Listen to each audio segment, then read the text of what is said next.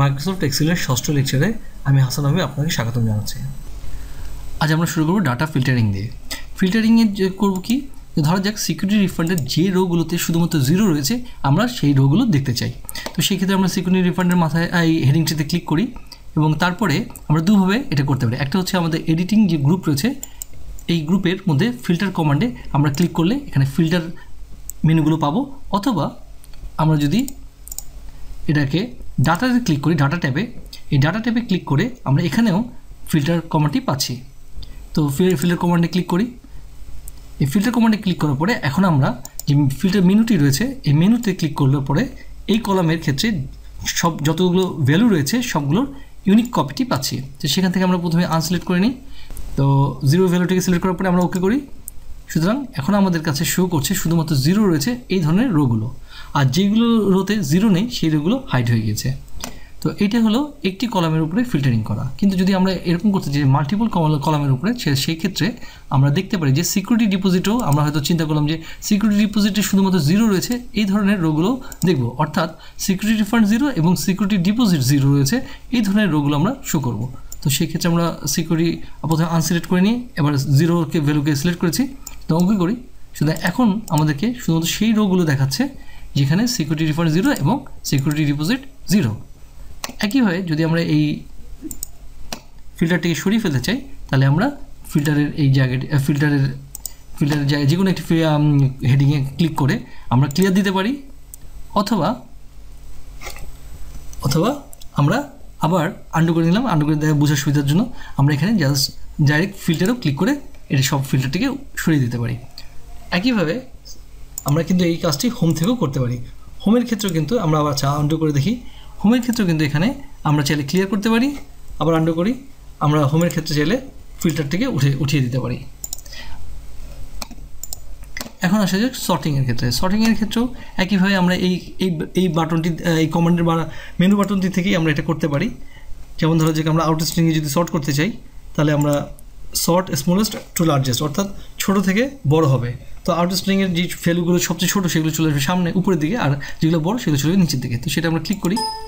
Click করলে আমাদেরকে প্রশ্ন করছে যে আমরা কি শুধু এই কলামে সার্চ করবো না এই পুরো ডাটার উপরে। তো আমরা অবশ্যই এক্সপ্যান্ড করবো, কারণ হচ্ছে এটি প্রত্যেকটা রো এই ডাটাতে একটি রোয়ের সাথে সম্পর্কযুক্ত। সুতরাং আমরা রো অনুযায়ী রোগুলোকেও মুভ করাবো একই সঙ্গে, সুতরাং আমরা এক্সপ্যান্ড করে দেবো। তো আমরা সর্ট করি। সুতরাং এই ভ্যালুটির রোটি চলে আসছে সবার সামনে। একইভাবে বড় ভ্যালুর রোগুলো চলে গেছে পেছনের দিকে, নিচের দিকে। যদি আমরা অন্য একটি কলাম সর্ট করতে চাই, যেমন ধরো যে কাস্টমার পজিশন, তাহলে সেক্ষেত্রে কাস্টমার পজিশন ক্লিক করে আমরা সর্ট করতে পারি সর্ট লার্জেস্ট টু স্মলেস্ট, অর্থাৎ প্রথমে বড় থাকবে তারপর ছোটো। সে একইভাবে এখানে প্রশ্ন করছে আমরা কি পুরো সবগুলো ডাটার জন্য করবো কিনা। হ্যাঁ, অবশ্যই এক্সপ্যান্ড করবো। সুতরাং বড় ভ্যালুটি চলে আসলো প্রথমে এবং এই ভ্যালুটির যে রোটি সেটা চলে আসছে প্রথমে, এবং পরবর্তী ছোটো ভ্যালুর রোগুলো চলে গেছে নিচের দিকে। এখন যদি আমরা আবার এমনভাবে আমরা যদি এখানে মাল্টিপল সর্ট করতে চাই তাহলেও করতে পারি। তো সেই ক্ষেত্রে আমরা চাইলে এখান থেকে কাস্টম সর্ট নিতে পারি, অথবা আমরা ডাটাতে গিয়ে এখানে সর্টের মধ্যে কাস্টম ক্লিক করতে পারি। আচ্ছা, সর্টের মধ্যে আমরা ক্লিক করতে পারি আগের মতো এখানেও A to Z, অর্থাৎ শর্ট স্মলেস্ট টু লার্জেস্ট আছে এবং লার্জেস্ট টু স্মলেস্ট রয়েছে। সেই হিসেবে আমরা এখানে ডাটাতে সর্ট করতে চাই। তো সেই ক্ষেত্রে আমরা প্রথমে সর্ট করতে চাই হয়তো কাস্টমার পজিশন, এবং এটা হচ্ছে সর্টের লেভেল। এইগুলোকে আবার আমরা যদি মাল্টিপল সর্ট করতে চাই তাহলে এটাকে আমাদের লেভেলে বিভিন্ন লেভেল দিতে হবে, যে প্রথমে কোন লেভেলটি সর্ট হবে তারপরে কোনটি। তো সেক্ষেত্রে আমরা কাস্টমার পজিশন থেকে ফার্স্টে সর্ট করবো, দেন অ্যাড লেভেল ক্লিক করে আমরা পরবর্তী সর্টটা দেবো, যেমন টোটাল আউটস্ট্যান্ডিং। যদি আমরা আরও লেভেল বাড়াতে চাই সেক্ষেত্রে দেবো টোটাল সিকিউরিটি রিফান্ড। তো এখন যদি আমরা এবং কোনটা কীভাবে সর্ট হবে সেটা যদি আমরা এখানে পাশে বলে দিতে পারি, অর্ডারটা বলে দিতে পারি। তো সেই হিসেবে আমরা যদি ওকে করি তাহলে এখন আমরা এটা পাচ্ছি। একইভাবে যদি আমরা কাস্টম সর্টটাকে চেঞ্জ করতে চাই সেটাও করতে পারি। কাস্টম সর্টটাকে চেঞ্জ করে আমরা ছোটো থেকে, যেমন এখানে রয়েছে লার্জেস্ট টু স্মলেস্ট, আমরা smallest to largest, smallest to largest to smallest, smallest to largest to smallest, এরকম করতে পারি। তো সেই ক্ষেত্রেও আমাদের সর্টটা হবে এরকম, যে প্রথমে হচ্ছে স্মলেস্ট টু লার্জেস্ট, তারপর হচ্ছে লার্জেস্ট টু স্মলেস্ট, এবং তারপর হচ্ছে স্মলেস্ট টু লার্জেস্ট। তো যাই হোক, তো আমরা এইভাবে মাল্টিপল সর্ট করতে পারি। মাল্টিপল সর্টের জন্য আমাদেরকে কাস্টম সর্টে যেতে হবে। গত ক্লাসে আমরা রেঞ্জ দেখেছিলাম। ধরা যাক আমরা একটি সেলে ক্লিক করলাম, তো এই সেলের যে মানটি রয়েছে এটা হচ্ছে একটি সিঙ্গেল সেল বা এটা আমরা রেঞ্জ হিসেবে আমরা একটি সিঙ্গেল সেল নিয়েছি। কিন্তু যদি এরকম হয় যে কোনো একটি জায়গায় আমাদেরকে সাম করতে হলো, যেমন এখানে আমাদেরকে সাম করতে হতে পারে,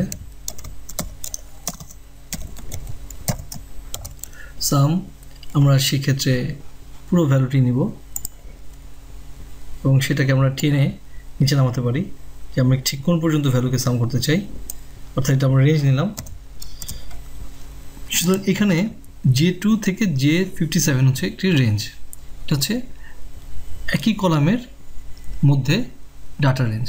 আবার যদি এরকম হতো যে আমরা সাম করতাম পাশাপাশি, তাহলে সেই ক্ষেত্রে আমাদের এটা আমরা নিতে পারি এরকম যে ধরা যাক রেঞ্জকে সিলেকশনের ক্ষেত্রে আমরা পাশে চাপালেই হচ্ছে, সেই ক্ষেত্রে আমরা আমাদের রেঞ্জটা হতে এরকম সাম এত এবং তার রেঞ্জটা আমরা হচ্ছে এই পর্যন্ত। অর্থাৎ এখানে দুটো কলামের সেম রোতে দুটো কলামের মধ্যে রেঞ্জটা হচ্ছে সেম রোর দুটি কলামে নিয়ে দুটি কলামে দুটি ভ্যালু নিয়ে রেঞ্জটা তৈরি হয়েছে। আবার রেঞ্জ আমরা সিলেক্ট করতে পারি চাইলে মাউসকে চেপে ধরে, মাউসকে আমরা যে জায়গাতে আমরা রেঞ্জ নিব, ধরা যাক আমরা এখান থেকে রেঞ্জ নিব, তাহলে এইখান থেকে চেপে ধরে আমরা মাউসকে চেপে ধরে আমরা রেঞ্জ সিলেক্ট করতে পারি। এইটুকু হচ্ছে আমাদের রেঞ্জ।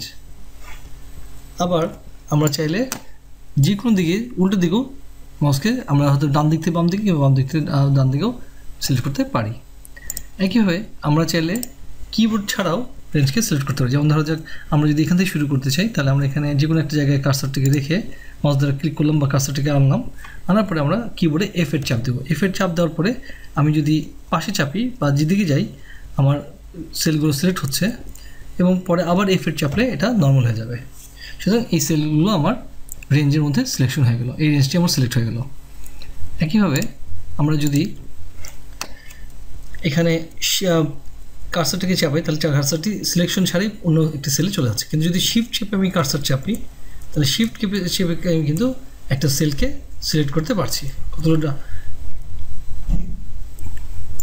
আচ্ছা, যদি আমার পুরো কলামটিকে সিলেকশন দরকার পড়ে, তাহলে আমরা কলামের মাথায় ক্লিক করলেই বর্ডারে যে মাথাটি রয়েছে, বর্ডারটি রয়েছে কলামের, এই বর্ডারে ক্লিক করলেই পুরো কলামটি সিলেক্ট হয়ে যাবে। একইভাবে কোনো একটি রোকে যদি আমি সিলেক্ট করতে চাই পুরো রোটিকে, সেই ক্ষেত্রেও আমরা রোয়ের বর্ডারে ক্লিক করলেই আমাদের পুরো রোটি সিলেক্ট হয়ে যাবে। এখন যদি আমরা পরপর সবগুলো সেলকে কলামকে সিলেক্ট করতে চাই, সেক্ষেত্রে আমরা কলামের বর্ডারে কার্সার মাউসটি রেখে ড্র্যাগ করলেই আমরা সিলেক্ট করতে পারছি, অর্থাৎ আমাদের এই রেঞ্জটি সিলেক্ট হয়ে গেল। কিন্তু যদি আমরা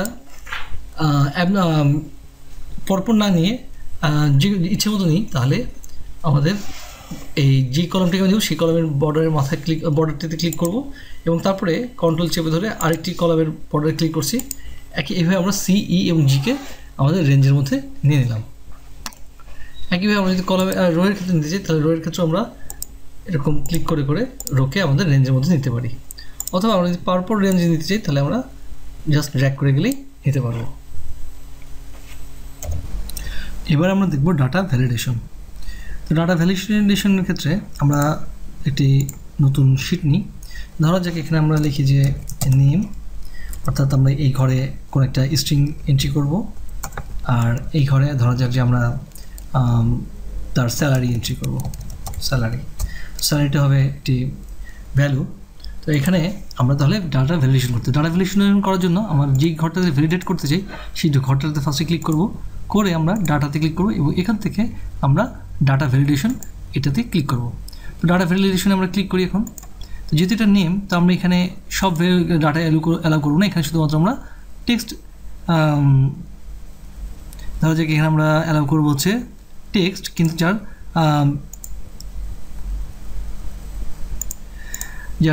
সংখ্যা হচ্ছে মিনিমাম 6 থেকে 15। আচ্ছা, এখন যদি আর স্যালারির ক্ষেত্রে আমরা ডাটা ভ্যালিডেশন নিই, ডাটা ভ্যালিডেশনের ক্ষেত্রে আমরা এখানে শুধুমাত্র নিব হচ্ছে হোল নাম্বার। এখানে আমরা ডেসিমাল নেব না, হোল নাম্বার। অর্থাৎ যেমন ধরা যাক যে মিনিমাম হতে হবে 1000 থেকে শুরু করে 1 লাখ পর্যন্ত। এবার আমরা ডাটা এন্ট্রি করার চেষ্টা করে দেখি। আমি যদি একটা ডাটা এন্ট্রি করি তাহলে আমি এরর পাচ্ছি, কারণ এখানে বলেছি মিনিমাম আমাদের 6টা অক্ষর থাকতে হবে। তো সেক্ষেত্রে আমি আবার রিট্রাই করি। রিট্রাই করে আমি লিখি যে হাসান হাবিব। এখন কিন্তু আমাকে কোনো প্রবলেম ক্রিয়েট করলাম, কারণ এটা আমার 15টার নিচে আছে আর 6টার বেশি আছে নামটা। স্যালারির ক্ষেত্রে আমরা যদি কোনো একটা নাম লিখতে চাই বা একটা অক্ষর, মানে যদি আমরা বলেছি নাম্বার হবে কিন্তু আমরা এখানে ক্যারেক্টার দিয়েছি, সেটা আমি এরর পাবো। সেক্ষেত্রে আমি যদি নাম্বার লিখি 0, কারণ আমি 0 নিতে পারবো না, কারণ হচ্ছে আমি মিনিমাম বলেছি 1000 হতে হবে। তো সেক্ষেত্রে আমি যদি 1000 নিই তাহলে কিন্তু কোনো সমস্যা হচ্ছে না। তো ডাটা ভ্যালিডেশনের ক্ষেত্রে তাহলে আমরা চাইলে কিন্তু আবার কতগুলো রেঞ্জও নিতে পারি। ধরা যাক যে এখানে আমরা একটু হাইলাইট করে নিই ফার্স্টে। ধরা যাক আমাদের এই কটা রোয়ের এই হাইলাইটেড রোগুলোতে আমাদের আমরা বড় দিয়ে নিয়ে বুঝতে সুবিধা হবে।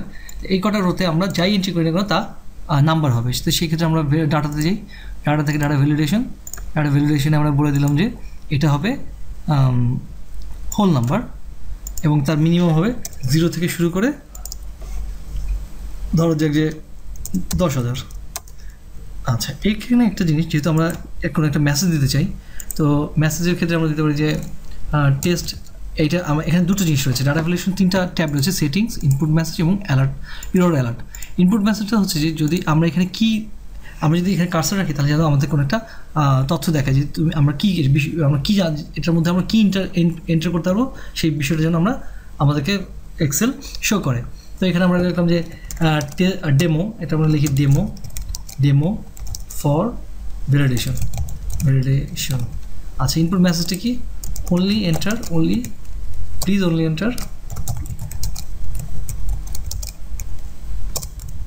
Enter whole number. আমরা এখানে হোল নাম্বার নিয়েছি, হোল নাম্বার। আচ্ছা, যদি ইরর হয় তাহলে কি মেসেজ দেবে? ইরর হলে কি স্টপ দেখাবে অথবা ওয়ার্নিং দেখাবে নাকি ইনফরমেশন দেখাবে? তো অবশ্যই স্টপ দেখাবে। তো টাইটেল দিয়ে যে demo stop error message, please check, বা আমরা লিখতে পারি যে প্লিজ চেক না, ধরো আমরা লিখি যে not whole number, entered value is not whole number, number. Okay, এখন দেখা যায় কী ঘটে। তো আমরা যখন এখানে ক্লিক করব তখনই আমাদেরকে demo for validation please only enter whole number এই মেসেজটা দেখাচ্ছে। এখন এখানে যদি আমরা ক্লিক করে অক্ষর লিখতে চেষ্টা করি তাহলে কিন্তু আমরা এরর পাচ্ছি যে demo stop not whole number. So এখানে আমরা রিট্রাই দিই, এখানে লিখি যে 1 2। আবার যদি আমরা এখানে অনেক বড় সংখ্যা দেখার চেষ্টা করি তাহলে কিন্তু হবে না, যেহেতু আমরা এটা বলছি 10,000 পর্যন্ত হবে। সো এখানে আবার আমরা লিখলাম যে না 10,001, তাহলে হবে না, এটা হবে 10,000 পর্যন্ত। ওকে, আবার 500, মানে যে কোন নাম্বার লিখলে এখানে আমাদের কোনো ইরোধ ছাড়াই আমাদেরকে এটা নিতে দিবে, কিন্তু এটা নাম্বার না তাই এটা নিতে দিল না। আবার রিট্রাই করি, নাম্বার লিখি,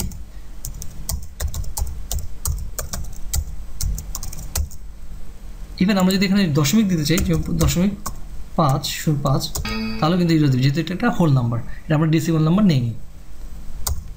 এখন ধরা যাক আমরা এটা বাদ দিই, এখানে যদি আমরা এই পার্টিকুলার ঘরটাকে যদি আবার ডেসিমাল নাম্বার হিসেবে ভ্যালিডেট করতে চাই তাহলে আমরা এখানে আবার ডাটা ভ্যালিডেশন যে এখানে বলে দিতে পারি যে শুধু এই ঘরটার জন্য এটা হোল নাম্বার হবে না, এটা হবে ডেসিমাল নাম্বার। সেই ক্ষেত্রে একই থাকবে সব কিছু।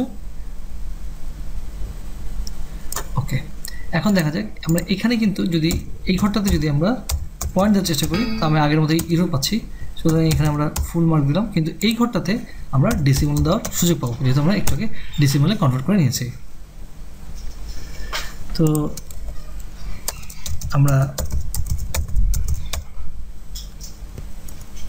দেখলাম কী করে ডাটা ভ্যালিডেট করতে হয়। এক্সেলে বিভিন্ন রকম স্টাইল রয়েছে, তো স্টাইলগুলো দিয়ে বিভিন্ন সেলের ফরম্যাটিং করা সম্ভব। তো এখানের জন্য আমাদেরকে সেল স্টাইলে ক্লিক করতে হবে। সেল স্টাইলে বিভিন্ন রকম স্টাইল দেওয়া রয়েছে।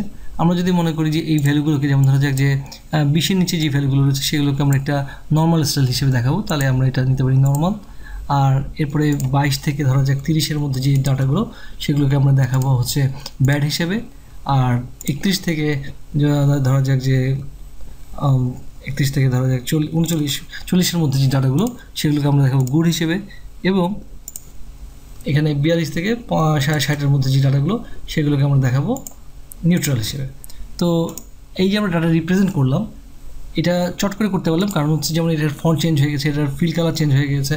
তো এই জিনিসগুলো প্রিডিফাইন একটা স্টাইল ব্যবহার করে, এই স্টাইলগুলো ব্যবহার করেছি বলে সম্ভব হলো। আবার ধরো যাক আমরা যদি হাইলাইট করতে চাই যে এই কলামে যত ভ্যালু আছে সবগুলো হাইলাইট করা লাগবে, তো সেক্ষেত্রে আমরা হাইলাইট 1 বা হেডিং 1, হেডিং 2, হেডিং 3 যেরকম হাইলাইট আমাদের পছন্দ বা টাইটেল সেই হিসেবে আমরা এটাকে নিতে পারি, যেমন হাইলাইট 1। আর যদি আমরা যেমন এটা আমাদের যেহেতু টাইটেল হিসেবে ব্যবহার হচ্ছে, তো আমরা এই টাইটেলকে যেহেতু এটা টাইটেল হিসেবে ব্যবহার হচ্ছে এই রোটি, তো এই রোটি আমরা সিলেক্ট করে এখানে আমরা টাইটেল হিসেবে নিতে পারি। আবার যদি আমরা এগুলো যেমন আমরা প্রিডিফাইন্ড স্টাইলগুলো ব্যবহার করলাম, একইভাবে আমরা চাইলে আমরা স্টাইল তৈরিও করতে পারি। তো স্টাইল তৈরি করার ক্ষেত্রে ধরা যাক যে আমরা এখানে একটা স্টাইল তৈরি করব, তাহলে আমরা স্টাইল সেলস স্টাইল থেকে নিউ সেল স্টাইল নেব, এবং একটা স্টাইল সাধারণত 6টি বিষয়ের উপর নির্ভর করে। তা হচ্ছে number, alignment, font, border, field, protection. তো আমরা ফার্স্ট একটা নাম দিই, যেমন এর নাম দেওয়া যাক টেস্ট। আমরা এটার ফরম্যাটটাতে এবার ক্লিক করি, ফরম্যাটে ক্লিক করে আমরা ঠিক করে দিই, এটা জেনারেল যে কোনো কিছু রাখতে পারবে নাম্বারের ক্ষেত্রে। আর অ্যালাইনমেন্টটা হবে একটু আমরা তেরা করে দিই, এটা একটু তেরা অ্যালাইনমেন্ট হবে। ফন্টটা আমরা একটু চেঞ্জ করে দিই যাতে বোঝা যায়, তাহলে যাক এরিয়াল ব্ল্যাক, ইটালিক এবং 14। আর বর্ডারটা এখানে হবে ভাঙা চিহ্নের বর্ডারটা, এটার ফিল হবে ধরা যাক যে নীল কালার। এখন যদি আমরা ওকে করি তাহলে আমরা এখানে দেখতে পারবো যে আমাদের স্টাইল তৈরি হয়ে গেল। তো স্টাইলটা চলে এসেছে এখানে টেস্ট। এখন আমরা যে কলামে যে সেলগুলোর উপরে এই স্টাইলটা অ্যাপ্লাই করতে চাই সেই সেলগুলো চয়েস করে আমরা সেল স্টাইল থেকে এই টেস্টকে দিলেই অটোমেটিক সবগুলো সেল আমাদের প্রিডিফাইন্ড যে স্টাইল রয়েছে সেই অনুযায়ী চেঞ্জ হয়ে যাবে। তো প্রত্যেকটা সেলকে আমাদের ধরে ধরে এখন আর চেঞ্জ করার প্রয়োজন পড়লো না, আমরা শুধুমাত্র সিলেক্ট করেই কাজটা করতে পারলাম। যদি আমরা স্টাইলটিকে মডিফাই করতে চাই তাহলে যে কাস্টম স্টাইলটি আমরা তৈরি করেছি তার উপর রাইট মাউস ক্লিক করে মডিফাই, অথবা যদি ডিলিট করে ফেলতে চাই তাহলে ডিলিট ক্লিক করব। যেমন আমরা যদি এখন ডিলিট করে ফেলতে চাই তাহলে ডিলিট ক্লিক করলে আমাদের স্টাইলটি চলে যাবে। তো এখন ধরা যাক আমরা এই পুরো পেজের বা এই পুরো ডকুমেন্টের ফন্ট এবং কালার একবারে চেঞ্জ করতে চাই বা একটা সেট করে নিতে চাই, সেক্ষেত্রে এটাকে বলে থিম সেট করা। তো থিম সেট করার জন্য আমরা যেটা করতে পারি তা হচ্ছে আমরা পেজ লেআউটে গিয়ে এখান থেকে থিমে ক্লিক করব এবং সেখান থেকে আমাদের প্রয়োজনীয় থিমটা চয়েস করব। যেমন ধরো যে আমরা এখানে মডিউল চয়েস করলে আমাদের ডিজাইনটি এরকম হচ্ছে, আবার যদি আমরা অন্য থিম চয়েস করি তাহলে অন্যরকম হবে। যেমন ধরো যে আমরা এই থিমটি চয়েস করলাম, তো সেই ক্ষেত্রে আমাদের ডিজাইনটি হলো এই ধরনের। আবার আমরা যদি এই থিমটি চয়েস করি তাহলে তার ডিজাইন হবে এই ধরনের। এখন যদি আমরা একটু বেশি পরিমাণে নিই, দেখা যাবে যেমন ধরো যে এখানে বুঝতে সুবিধা, যেমন এইখানে ফন্টগুলো একটু ভিন্ন ধরনের হয়, তো বুঝতে সুবিধা হচ্ছে যে আমাদের থিমটি পুরো ডকুমেন্টের থিমটি চেঞ্জ হয়ে গিয়েছে। এবং অন্য পুরো ডকুমেন্ট বলতে আমাদের যে বুক রয়েছে এই বুকটা পুরোটি চেঞ্জ হয়ে গিয়েছে, শুধুমাত্র এই শিটটি না, পুরো বুকটি আমাদের চেঞ্জ হয়ে গেছে। আচ্ছা, একইভাবে যদি আমরা থিম তৈরি করতে চাই বা সেভ করতে চাই নিজেদের পছন্দ মতো, তাহলে আমরা সেক্ষেত্রে কালারে ক্লিক করব, করে এখানে কালার তৈরি করতে পারি যে আমরা কোন কালারটিকে বাই ডিফল্ট রাখবো। ধরা যাক আমরা সেজন্য আমাদের প্রথমে নিতে হবে যে আমাদের থিমটিকে সাজিয়ে নিতে হবে। ধরা যাক আমরা এখানে কালারটা সাজিয়ে নিই, ধরা যাক আমাদের যে এটা হচ্ছে আমাদের একটা কালার যেটা আমরা সবসময় ইউজ করবো। আমি একটা হাইলাইট কালার নিই যাতে বুঝতে সুবিধা হয়। আচ্ছা, এই কালারটা আমাদের বাই ডিফল্ট থাকবে, সাথে ফন্ট থাকবে হচ্ছে আমরা অন্য একটি ফন্ট নিব এইটার সাথে। আমরা হয়তো ফন্ট নিলাম, আচ্ছা এই ফন্টটা নিই আমরা, তাহলে কালার এটা, ফন্ট এটা, এবং এটার কোনো একটা ইফেক্ট দিলাম আমরা, ধরা যাক এই ইফেক্টটা দিলাম। তো এই যে আমরা জিনিসটা সাজিয়ে নিলাম, তো সেটাকে আমরা থিমটা সেভ করতে পারি, সেভ কারেন্ট থিম। তাহলে আমরা থিমে ক্লিক করে সেভ কারেন্ট থিমে ক্লিক করব, তাহলে আমরা এটাকে সেভ করতে পারি। তো আমরা ধরা যাক আমরা যে আমাদের প্রয়োজন মতো একটা জায়গায় এটাকে সেভ করি, তো আমরা সেভ করে নিলাম। ফলে এখন এটা যেহেতু নাম থিম 1, তাহলে আমি এটা খুঁজলে পেয়ে যাব থিম 1। শুরুতে রয়েছে আমাদের কাস্টম থিম। এখন যদি আমি অন্য যদি থিম ইউজ করেও থাকি এই ডকুমেন্টে, চাইলে আবার আমি আমার নিজের থিমটিতে ফেরত দিতে পারবো। একইভাবে যদি থিম ডিলিট করতে চাই তাহলে থিমের উপর রাইট মাউস ক্লিক করে ডিলিট ক্লিক করলেই আমাদের থিমটি ডিলিট হয়ে যাবে। এক্সেলে বিভিন্ন রকম প্রিডিফাইন্ড টেমপ্লেট রয়েছে।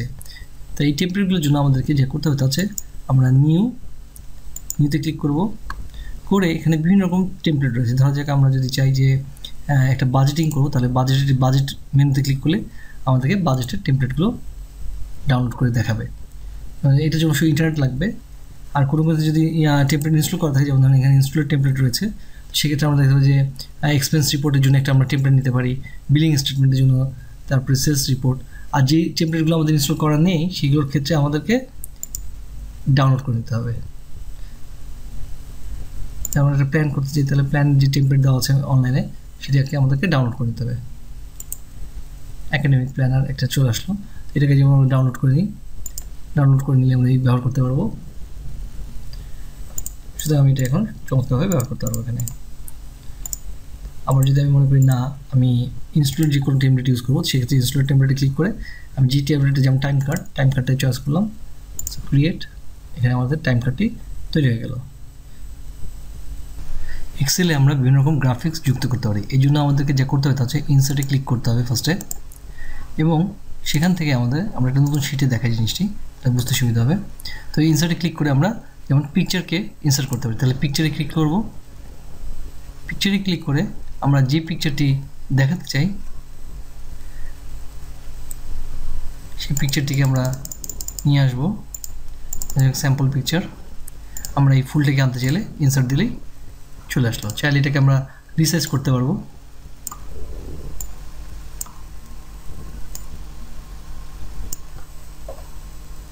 আচ্ছা, এখানে কিছু ফরম্যাট রয়েছে, চাইলে আমরা এই ফরম্যাটগুলো ইউজ করতে পারি। আমরা ফার্স্টে আমাদেরকে পিকচারটিকে সিলেক্ট করতে হবে, করার পরে আমরা যে ফরম্যাটটি নিতে চাই সেই ফরম্যাটটি আমরা ক্লিক করতে হবে। যেমন এটা একটা বর্ডার ফরম্যাট নিলাম, আমি যদি রাউন্ড ফরম্যাট দেখাতে চাই তাহলে আমি এই রাউন্ড ফরম্যাট নিতে পারি, অথবা যদি এই ফরম্যাটে দেখাতে চাই, আমি যদি পিকচারের কিছু কালার চেঞ্জ করতে চাই, কন্ট্রাস্ট বা ব্রাইটনেস বাড়াতে কমাতে চাই, তাহলে সেক্ষেত্রে আমি এখানে চয়েস করতে পারবো। এখানে সাদা বাড়ছে এবং এখানে আলো বাড়ছে এবং আলো কমছে।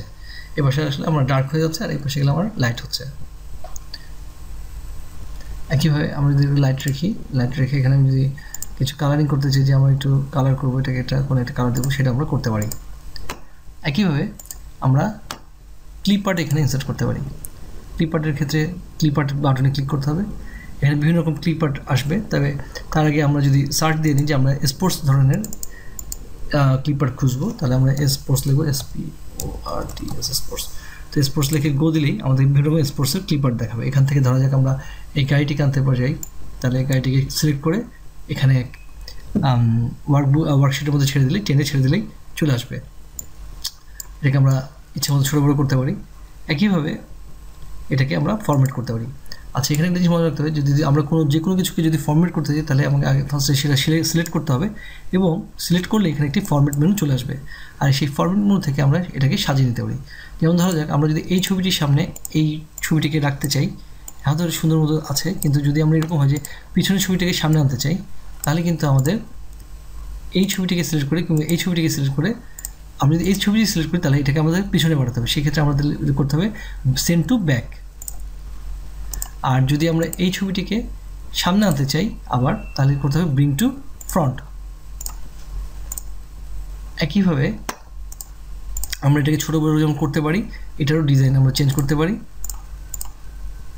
এটার কালার কন্ট্রাস্টগুলো আমরা করতে পারি। আচ্ছা, এখন দেখা যাক যে আমরা এছাড়া যেমন শেপ ইনসার্ট করতে পারি। শেপের ক্ষেত্রে বিভিন্ন রকম শেপ রয়েছে। আমরা এখানে একটি চারকোনা বক্স রাখতে পারি। আবার এই বক্সের মধ্যে যদি আমরা টেক্সট যুক্ত করতে চাই, তাহলে এটার উপর রাইট মাউস ক্লিক করে আমরা এডিট টেক্সট দিলেই এখানে টেক্সট লেখার সুযোগ পাবো। এই বক্সগুলোর ডিজাইনও আমরা চেঞ্জ করতে পারি। এই জন্য আমাদেরকে বক্স সিলেক্ট করে ফরম্যাটে ক্লিক করতে হবে, এবং এখান থেকে আমাদের বিভিন্ন রকম বক্স বা বক্সের যে ফরম্যাট রয়েছে সেগুলো সিলেক্ট করতে হবে।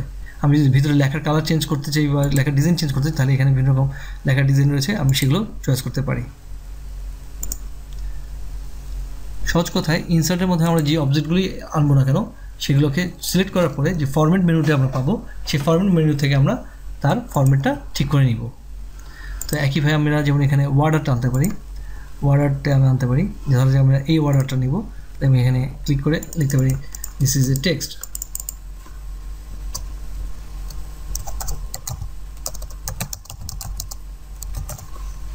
সো এটা আমাদের একটা ওয়ার্ড আর্ট হলো। ওয়ার্ড আর্টের এটাকে আমরা ছোটো বড়ো করতে পারি টেনে, আবার এটাকে আমরা রোটেট করতে পারি চাইলে। এই জন্য মাথার ওয়ার্ড আর্টের ঠিক মাঝখানে যে ইয়ে রয়েছে সেখানে মাউসটা ধরে গোল চিহ্ন আসলে ঘুরিয়ে দিলেই হবে। একইভাবে ওয়ার্ড আর্টকে সিলেক্ট করে আমরা যদি তার ফরম্যাট চেঞ্জ করতে চাই সেটা করতে পারবো। আমরা এই ফরম্যাটে আমরা যদি পুরো লেখাটাকে চেঞ্জ করতে চাই তাহলে আমরা এখানে লেখাকে চেঞ্জ করতে চাইলে আমরা এখান থেকে ফরম্যাট দেবো যে কোন লেখাটাকে কীরকম করতে চাই। আর যদি পুরো ওয়ার্ড আর্টকে চেঞ্জ করতে চাই তাহলে ওয়ার্ড আর্টটি সিলেক্ট করে আমরা এখানে শেপ, এখানে বিভিন্ন রকম ওয়ার্ড আর্টের ডিজাইন রয়েছে, তার থেকে একটি ডিজাইন চয়েস করব। সুতরাং আমরা এই ইনসার্টের মাধ্যমে যে যাই পাই না কেন তা যদি আমরা মডিফাই করতে চাই তাহলে আমরা ফরম্যাটে যাব। যদি আমরা এই ওয়ার্কশিটটি প্রিন্ট করতে চাই তাহলে আমরা এখানে আসবো প্রিন্টে, এখানে প্রিন্ট প্রিভিউ দেখতে পারি। আমরা প্রিন্ট প্রিভিউটাকে আমরা শো মার্জিনের মাধ্যমে অ্যাডজাস্ট করতে পারি। সেখান থেকে আমরা পেজ সেট আপ করতে পারি, যেটা আমরা ল্যান্ডস্কেপে দেখাবো। যদি আমাদের পুরো পেজটা না আসে আমরা সেই ক্ষেত্রে এটাকে পার্সেন্টেজ করে নেব, যে আমরা হয়তো 50% দেখাবো, বা এটাকে আমরা একটু বড় করতে পারি 75%। এবং তারপরে আমরা প্রিন্ট ক্লিক দিয়ে আমাদের প্রিন্টারের নামটি চয়েস করব। এবং আমরা যদি পুরো পেজ পুরোটাই প্রিন্ট করতে চাইলে অল ক্লিক করব, অথবা যে কটা পেজে আমরা তৈরি করেছি বা 1 নম্বর পেজ থেকে যে আমরা যে পরিমাণ পেজ প্রিন্ট করতে চাই সেটা ক্লিক করে সিলেক্ট করতে পারি। অথবা আমরা অ্যাক্টিভ শিট, যেমন আমরা এই মুহূর্তে যেমন অ্যাক্টিভ শিটে রয়েছি তাই অ্যাক্টিভ শিট আমরা প্রিন্ট করতে পারি, অথবা এন্টায়ার ওয়ার্কবুকটাই আমরা প্রিন্ট করতে পারি। যেটাই সিলেক্ট করি সেই হিসেবে আমরা, যেমন এখানে অল থাকুক, যেহেতু আমাদের এখন পেজ একটি রয়েছে তো একটা পেজে আমরা এখানে অ্যাক্টিভ শিট থেকে একটা পেজ প্রিন্ট করবো। সুতরাং এই প্রিন্টটা চয়েস করে আমরা ওকে করলেই আমরা, যেহেতু আমি এখানে সত্যিকার প্রিন্টার ইউজ করছি না, একটা পিডিএফ প্রিন্টার ইউজ করছি, সুতরাং আমার এটা পিডিএফে প্রিন্ট হবে। তো সেক্ষেত্রে আমি এটা ব্রাউজ করে সেভ করি ডেস্কটপে। ওকে, সো এটা এখানে একটা পিডিএফ আকারে এটা প্রিন্ট হয়ে যাচ্ছে। এখন আমরা পিডিএফ কপিটা দেখতে পাচ্ছি যেটা আমার প্রিন্ট হয়েছে। তো আমরা আগের লেকচারে ফিরে আসি। তো এখন আমরা যদি এটাকে ইমেল করতে চাই তাহলে আমরা এই ওয়ার্কবুকটাকে ইমেল করতে চাইলে আমরা ইমেল করতে পারি। সেক্ষেত্রে আমরা অফিস বাটনে ক্লিক করে সেন্ডে ক্লিক করব, সেখান থেকে আমরা ইমেল নিব। তাহলে এই এটি কয়েকভাবে ইমেল করা যায়, যেমন এটা আমরা পিডিএফ অ্যাটাচমেন্ট হিসেবে পাঠাতে পারি, অথবা আমরা এটাকে ওয়ার্কবুক হিসেবেই পাঠাতে পারি। তাহলে ওয়ার্কবুক হিসেবে পাঠানোর জন্য আমরা ইমেলে ক্লিক করব। সেক্ষেত্রে এটা আউটলুক এক্সপ্রেস বা আউটলুক ডিফল্ট ইমেল ক্লায়েন্ট যে আউটলুক রয়েছে বা যে ডিফল্ট ইমেল ক্লায়েন্ট আপনাদের ইনস্টল করা রয়েছে সেটি ওপেন করে ফেলবে, ওপেন করে সেখানে অ্যাটাচমেন্ট হিসেবে যুক্ত করে দেবে। ইমেল ক্লায়েন্টটি চালু হয়ে গেছে, ইমেল ক্লায়েন্টটি এটি অ্যাটাচমেন্ট অবস্থায় রয়েছে। এখন আমরা এখানে যার কাছে পাঠাতেছি তার ইমেল অ্যাড্রেসটি লিখে এখন সেন্ড করে দিলেই এটি ইমেল অ্যাটাচমেন্ট আকারে সেন্ড হয়ে যাবে।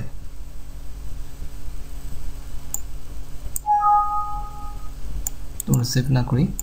তো এবার দেখা যাক পাইভট টেবিলের এটি একটি আমরা ডাটা নিই। তো এই ডাটাটা আমরা সিলেক্ট করব। সিলেক্ট করার পরে আমরা এখানে ইনসার্টে আসব। ইনসার্ট থেকে আমরা পাইভট টেবিলে ক্লিক করব। এখন প্রশ্ন হচ্ছে আমরা কেন পাইভট টেবিল ব্যবহার করব। তো প্রথমে আমাদের ডাটাটা দেখি। এই ডাটাটিতে আমাদের বিভিন্ন ক্যাটাগরি রয়েছে, প্রোডাক্ট রয়েছে, সেলস এবং কোয়ার্টার রয়েছে।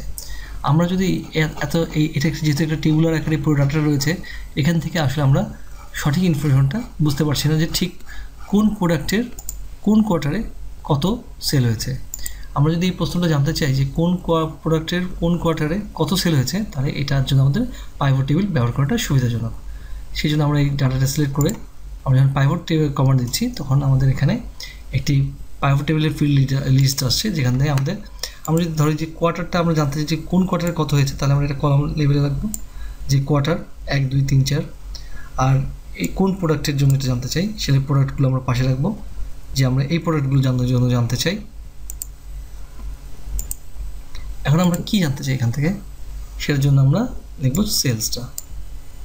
তাহলে আমাদের চলে আসলো এখানে সেলসের সব কিছু 1 দেখাচ্ছে, কারণ এখানে কাউন্ট করতে হয়। তো আমরা কাউন্টের পরিবর্তে নিব হচ্ছে সাম। এখানে আমরা মাউস ক্লিক করব, করে ভ্যালু ফিল্ড সেটিংয়ে ক্লিক করব। সুতরাং এখান থেকে আমরা সাম চয়েস করব।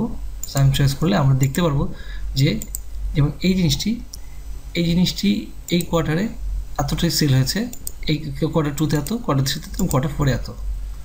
সুতরাং টোটাল সেল হয়েছে এটা। একইভাবে আমরা এটাকে ফিল্টারিং করে দেখতে পারি যে কোনো পার্টিকুলার একটা আইটেম যদি জানতে চাই এবং চাই এই আইটেমটা আমাদের কোন কোয়ার্টারে কত সেল হয়েছে আমরা দেখতে পাচ্ছি।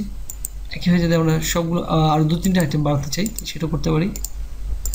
ফলে আমরা চট করে এত বড় টেবুলার ডাটাটা থেকে যে উত্তরটা পাচ্ছিলাম না বা যেটা যেমন যোগ করে দেখা কষ্টসাধ্য ছিল সেটা আমরা পাই4 টেবিলের মাধ্যমে খুবই সহজে রিপ্রেজেন্ট করতে পারছি। আবার এখানে যদি আমি ফিল্টারিং করতে চাই সেক্ষেত্রে আরও কিছু ফিল্টারিংয়ের ব্যবস্থা রয়েছে। যেমন আমরা ক্যাটাগরি যদি ফিল্টার করতে চাই তাহলে আমরা কোন ক্যাটাগরি, ধরা যাক আমাদের বেভারেজের যদি আমি দেখতে চাই শুধু বেভারেজেরগুলো দেখব, তাহলে সেই ক্ষেত্রে আমি সব দেখব কিন্তু বেভারেজের দেখব। অনলি বেভারেজের সাথে যুক্ত যে আইটেমগুলো, এই আইটেমগুলো হচ্ছে বেভারেজের সাথে যুক্ত। তো এই বেভারেজের কোন আইটেমের কোন কোয়ার্টারে কত বিক্রি হয়েছে সেটা আমরা চট করে দেখতে পাচ্ছি। একইভাবে আমি যদি শুধু মিট এবং পোলট্রি দেখব, সেক্ষেত্রে মিট এবং পোলট্রির কোন আইটেম কোন কোয়ার্টারে কত বিক্রি হয়েছে এবং টোটাল কত হয়েছে সেটা আমরা দেখতে পাচ্ছি। এবার আমরা দেখব চার্ট। তো সেই জন্য আমাদেরকে ইনসার্টে যেতে হবে। ইনসার্ট থেকে আমাদের যে কলামগুলোর উপরে আমরা চার্টে ইনক্লুড করতে চাই, যেমন ধরো এখানে প্রোডাক্ট এবং সেলস, অর্থাৎ কোন প্রোডাক্ট কত সেলস হয়েছে, তো সেটাকে যদি আমরা দেখতে চাই তাহলে আমরা এই কলাম দুটো সিলেক্ট করে এখানে কলাম বা লাইন আকারে দেখতে চাই বা আমরা বার আকারে দেখতে চাই, বিভিন্ন রকম চার্টের অপশন রয়েছে। তো আমরা সেখান থেকে ধরো লাইন আকারে দেখবো, তাহলে লাইন চয়েস করলাম এখানে। সেখানে চলে আসলো যে কোন আইটেমটা কততে সেল হয়েছে তার চার্টটি। এখন চার্ট তো চলে আসলো, কিন্তু যদি এরকম হয় যে আমরা এই চার্টের ডিজাইন চেঞ্জ করতে চাই তাহলে সেই ক্ষেত্রে আমরা চার্টকে সিলেক্ট থাকা অবস্থায় চার্ট সিলেক্ট থাকতে হবে। তখন আমরা ডিজাইন যে মেনুটি আছে এই ডিজাইন মেনুতে ক্লিক করব এবং এখান থেকে আমরা চাইলে ডিজাইনটি চেঞ্জ করতে চাই। যেমন আমি যদি চার্টের ডিজাইন চেঞ্জ করতে চাই, পুরো চার্টেরই ডিজাইন, তো সেক্ষেত্রে আমি এখানে ক্লিক করে আমি এটা লাইন না দিয়ে কলামও নিতে পারি। আমি কলাম আকারে দেখাবো, তাহলে কলাম আকারে দেখাচ্ছে এটি। আমি যদি এটা পাই আকারে দেখাতে চাই তাহলে পাই নিতে পারি। আমি যদি এটা বার আকারে দেখাতে চাই তাহলে আমি এটা বার হিসেবে নিতে পারি।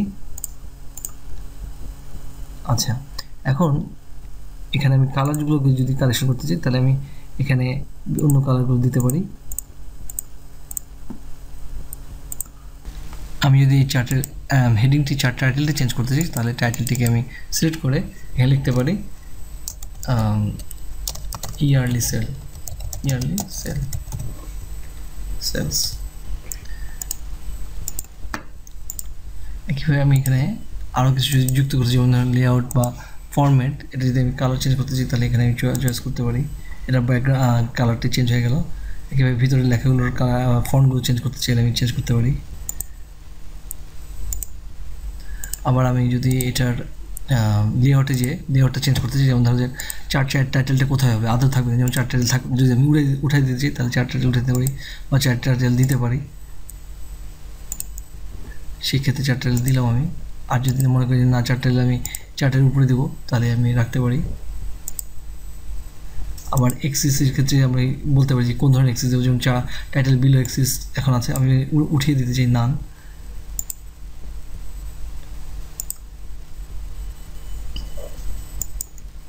যেমন আমি এক্সিসটা দিতে পারি এখানে, এক্সিস টাইটেল। এখানে আমি ভার্টিক্যালি একটা টাইটেল দিতে পারি। এখানে আমি লিজেন্ড দিয়ে দেখাতে পারি, বিভিন্ন রকম লিজেন্ড দেখাচ্ছে। এখানে যদি না দেখাচ্ছি তাহলে এখানে ক্লিক করব। কীভাবে যদি আমি ডাটা টেবিলটিকে দেখাতে চাই তাহলে নিচে চলে আসবে ডাটা টেবিলটি।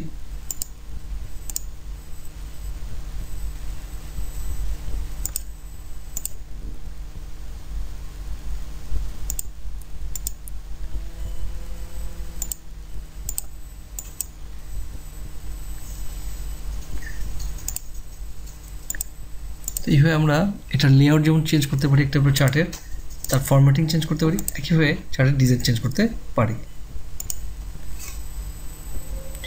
এবার দেখা যাক আমাদের এই ডাটাটি থেকে আমরা একটি পাইভট চার্ট ইনসার্ট করব। পাইভট চার্ট ইনসার্ট করার জন্য একইভাবে ডাটাটি সিলেক্ট করতে হবে। সিলেক্ট করে নিই, তারপরে ইনসার্ট, পাইভট টেবিলের নিচে রয়েছে পাইভট চার্ট, আমরা পুরোটার উপরই করবো। চার্টে আমরা কী কী দিব একইভাবে দেখা যাক। এখানে যে আমরা প্রোডাক্ট, আমার প্রোডাক্ট থাকবে একদিকে, আমার সেলস থাকবে, সেলস ভ্যালু, এটা আমি দিব হচ্ছে সাম, এবং এটা থাকবে হচ্ছে কোয়ার্টারলি। কোয়ার্টারলি আমি দেখতে চাই যে কোন কোয়ার্টারে আমার কী ধরনের সেল হয়েছে। সুতরাং এখানে একটা জিনিস মনে রাখতে হবে, সেটা হচ্ছে পাইভট চার্টের ক্ষেত্রে কিন্তু অবশ্যই একটি পাইভট টেবিল তৈরি হবে। তো সেই পাইভট টেবিলটি আমাদের ব্যাকগ্রাউন্ডে তৈরি হয়েছে, আমরা এখান থেকে চাইলে এই টেবিলটি শো করতে পারি, অথবা আমরা টেবিলটি কলামগুলোকে হাইড করে দিয়ে দিতে পারি। সেক্ষেত্রে আমাদের শুধুমাত্র চার্টটি শো হচ্ছে। এখানে কালার দিয়ে ভাগ করে দেখানো হচ্ছে যে কোন কোয়ার্টারে কোন আইটেমটি, যেমন ধরা যাক এই আইটেমটি চকোলেট, এটি কোয়ার্টার 1-এ সর্বাধিক বিক্রিত পণ্য। আমরা যদি ক্যাটাগরিকে ফিল্টারিং যদি জানি, তাহলে আমরা সেক্ষেত্রে ফিল্টারিং করতে পারবো। তো এখানে আমরা যেহেতু কলাম হাইড করে ফেলছি, এখানে ফিল্টারিংটা দেখা যাচ্ছে না, আমরা আনহাইড করে নিতে হবে। সেক্ষেত্রে আনহাইড করে নিলাম, করে এখন আমরা চাইলে ফিল্টারিং করতে পারবো। আমি যদি বেভারেজটা দেখতে চাই, তাহলে বেভারেজ চয়েস করি, সেক্ষেত্রে আমাদের বেভারেজটা দেখাচ্ছে। আর আমি যদি অন্য একটি প্রোডাক্ট দেখতে চাই, যে ডেইরি প্রোডাক্টস, সেক্ষেত্রে ডেইরি প্রোডাক্টস দেখাচ্ছে কোন কোয়ার্টারে কেমন হয়েছে, এই আইটেমটি কোন কোয়ার্টারে কতটা সেল হয়েছে।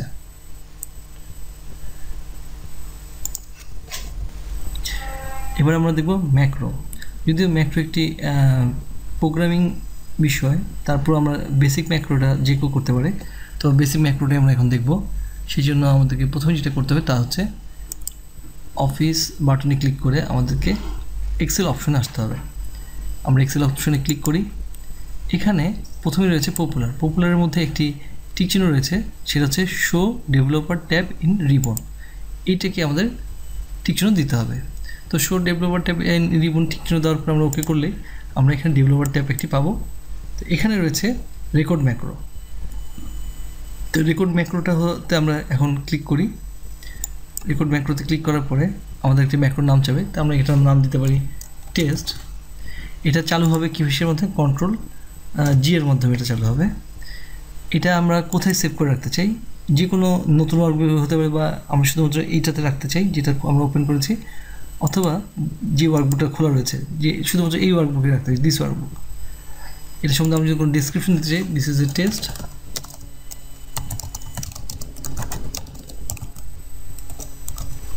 আচ্ছা, এখন ওকে করি। এখন আমাদের এটা রেকর্ড হচ্ছে। রেকর্ড হচ্ছে বলতে এটা সিনেমার মতো আমরা যা করবো তাই রেকর্ড হচ্ছে, তা বিষয়টা এরকম না। রেকর্ড হচ্ছে মানে আমরা এখন এক্সেল যদি কোনো ক্লিক করি বা এক্সেল যদি কোনো কাজ করি, তাহলে সেটা রেকর্ড হয়ে যাবে। সেক্ষেত্রে ধরা যাক আমরা এখানে একটা কলাম ইনসার্ট করবো, সেই জন্য আমরা কী করবো, তা হচ্ছে আমরা এই কলামটিকে সিলেক্ট করি, করে এখানে আমরা ইনসার্ট দিই, বা এই কলামটিকে সিলেক্ট করে আমরা এখানে দিই ইনসার্ট। তো একটি কলাম ইনসার্ট হলো। তো এই যে আমরা একটা কলাম ইনসার্ট করলাম, এটাই আমাদের একটা ম্যাক্রোতে সেভ হয়ে গেল। তো আমরা এইটাকে এখন স্টপ রেকর্ডিং দিই, স্টপ রেকর্ডিং। এখন যদি আমরা আরও কলাম ইনসার্ট করতে চাই, তাহলে আমরা কন্ট্রোল জি চাপলেই অটোমেটিক কলাম ইনসার্ট হতে থাকবে। একইভাবে যদি আমরা অন্য কোনো একটি কাজ করতে চাই, অর্থাৎ কোনো একটি কাজ যদি আমাদের বারবার করতে হয়, তো সেক্ষেত্রেও আমরা এই ম্যাক্রোটিকে ম্যাক্রো তৈরি করে নিতে পারি। ম্যাক্রো একটি প্রোগ্রামিং, মূলত এক্সেল প্রোগ্রামিং।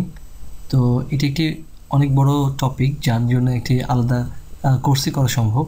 সুতরাং আমরা ওই বড় কোর্সে না গিয়ে, আর এখানে আমরা যেহেতু প্রোগ্রামিং শিখছি না, সুতরাং আমরা বেসিক ম্যাক্রোটি দেখলাম। তবে কোনো একটি কাজের বারবার করার প্রয়োজন পড়লে অবশ্যই আমরা ম্যাক্রো তৈরি করে নিতে পারি। আশা করি কোর্সটি থেকে আপনারা উপকৃত হবেন।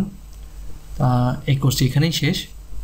যদি ভবিষ্যতে সময় এবং সুযোগ পাই, তাহলে এক্সেলের আরও অ্যাডভান্স লেভেলের কোর্স নিয়ে আপনাদের সামনে হাজির হব। সে পর্যন্ত ভালো থাকবেন। ধন্যবাদ।